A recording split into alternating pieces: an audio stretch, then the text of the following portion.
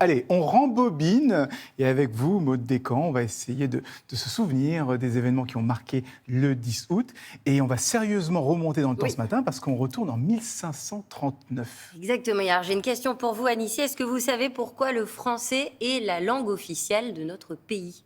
C'est François Il y, Ier. il y a plusieurs patois et donc il fallait que tout le monde se comprenne. Je sais pas, mais j'imagine que c'est un rapport avec quand même 1539. Ça a évidemment un rapport avec un 10 août et avec le 10 août 1539, puisque c'est la date à laquelle a été signée l'ordonnance de Villers-Cotterêts par en effet François Ier, donc qui était le roi de l'époque.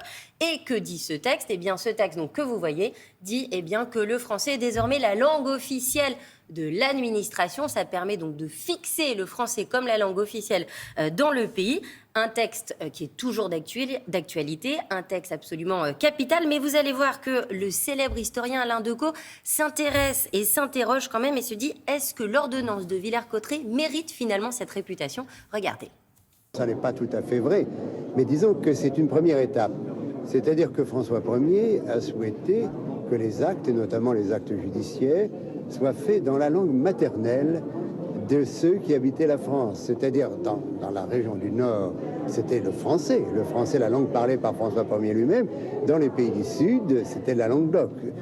Voilà, et alors sachez que c'est le plus vieux texte législatif de France.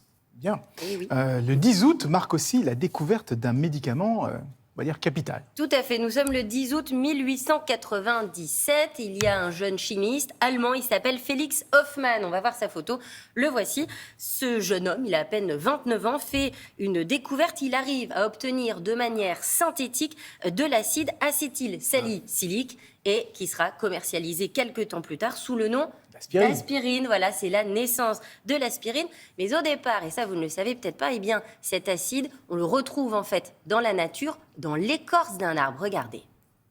On se demande d'où vient l'aspirine. Eh bien, tout simplement d'une plante. Elle a été extraite de l'écorce de saule, mais on connaissait déjà à l'écorce de saule les propriétés que nous connaissons maintenant à l'aspirine, c'est-à-dire de faire tomber la fièvre, de calmer la douleur et de calmer aussi l'inflammation des rhumatismes.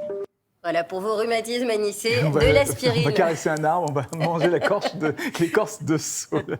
Allez, on avance au 10 août 2019 avec une drôle d'activité qu'on pratique ce jour-là. Alors, si vous êtes à la plage, que vous vous ennuyez ou que vos enfants s'ennuient, je vous propose une activité pour les occuper. Alors, une activité un petit peu curieuse, je l'admets. Nous sommes sur la plage de Malo-les-Bains le 10 août 2019.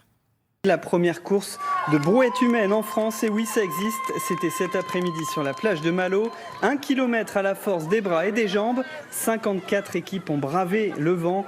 Les vainqueurs ont mis 12 minutes et 42 secondes pour accomplir ce parcours de 2 fois 500 mètres. 2 fois 500 mètres, ça vous tente, Anissé ? Moi, je veux bien porter, je ne veux pas être celui qui est la tête dans le sable. On va monter une équipe. À la fin.